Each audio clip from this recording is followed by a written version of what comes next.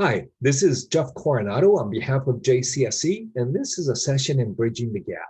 So Bridging the Gap is a series of structural engineering design tutorials that we have here in the office that we use to assist young structural engineers, and we've kind of expanded it a little bit. So now we kind of encompass structural engineers who are in the making, if you will. So if you're in college, you're getting your degree in civil engineering, and you'd like to jump into structural engineering, and kind of as I think as a lot of us know, getting into structural engineering is quite competitive, right? There's very few positions in structural engineering as compared to the number of civil engineering graduates that there will be. So it is competitive. So if you're looking to kind of get a little bit of traction, if you will, since there is such a large gap between what industry expects you to know and the industry expects of you and where academia leaves off.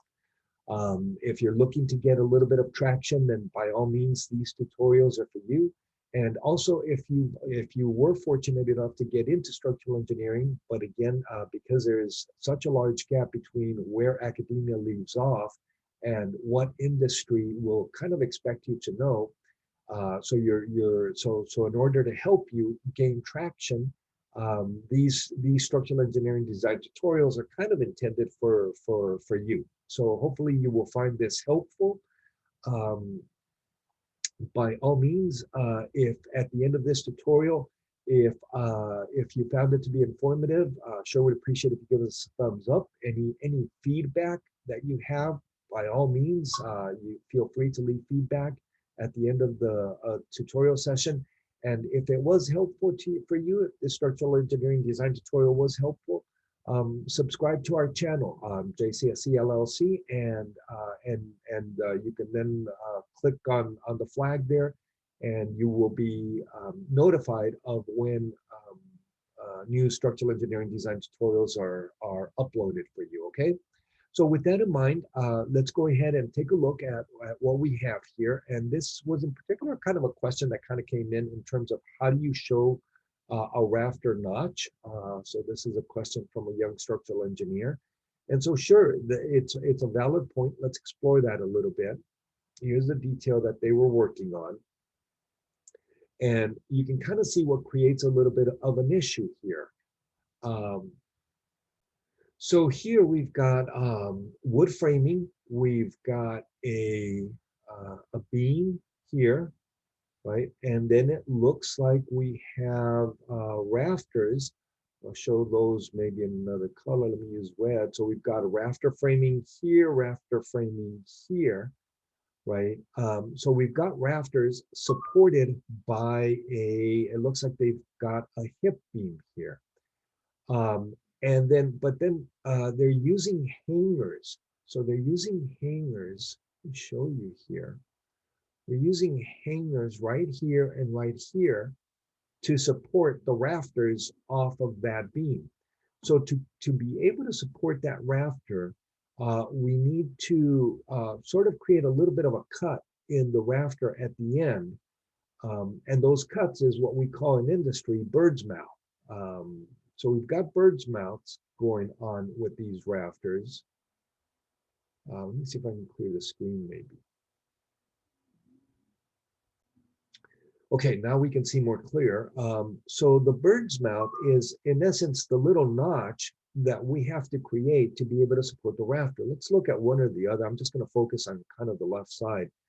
Let me use blue here. Okay, so this rafter, if it weren't notched, it would come in here, butt into the beam. This is the shape of the rafter, right? But if we did that, we kind of create a problem with the hanger.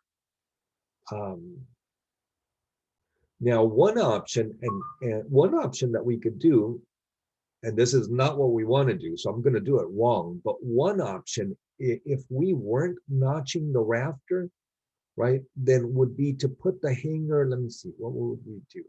The hanger would then come out here, and let me exaggerate the size a little bit. And then it would go over here until it meets the rafter, right? And then come back up, right?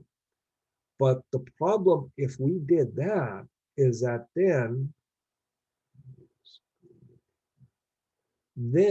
literally what you have is only an infinitesimal edge, right? A knife's edge, literally a knife's edge of the rafter supported on the hanger.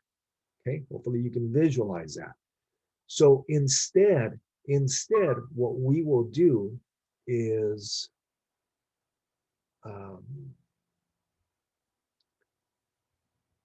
let me do that. Instead, what we will do is have the hanger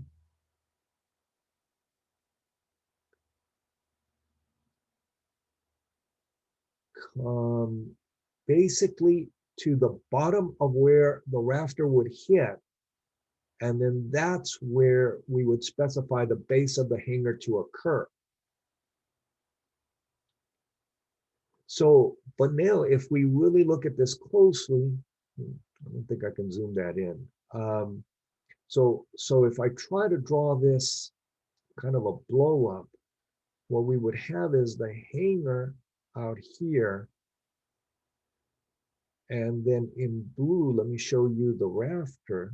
The rafter would be coming here, and then it has to notch up here and then come across here and then go up inside the hanger, right? But you have to create this little bit of a notch, in the rafter so that you get full bearing on the hanger. The problem that you do not want to do is kind of what this engineer is doing here. Because look here, the rafter, oops, I want to do that. The rafter comes here, but we don't want to do that. We don't want to, in essence, over notch this. You see the difference between the notch here, right? Between this notch and the notch that the engineer has created here is much deeper. The problem with that notch is that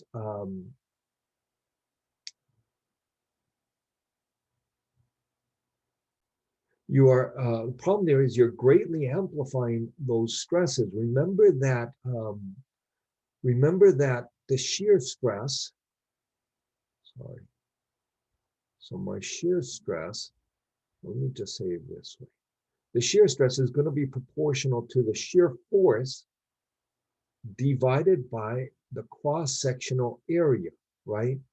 The cross-sectional area being, in essence, right through here. Okay, but as I notch it, this area then starts to go down, right? Use a little arrow to show that, right? The area is decreasing as we notch, but if we over notch, now the area really goes down, right? And then keep in mind that the building code requires us to take an amplification when we're notching. It penalizes us. So we need to amplify the shear stress by a factor of what we will call D divided by D prime, where D prime is the new depth. So in essence, the depth after we've notched. So D would be the depth of the rafter prior to notching. D prime is the net depth after we've notched. So if we over notch, we're really taking we're really amplifying the shear stress in that member. So we don't want to do that. Hence why we are very tight about how much we want to notch, create that bird's mouth in that rafter, just to accommodate full bearing on the hanger, but nothing more than that. Okay. All right. Real good, guys.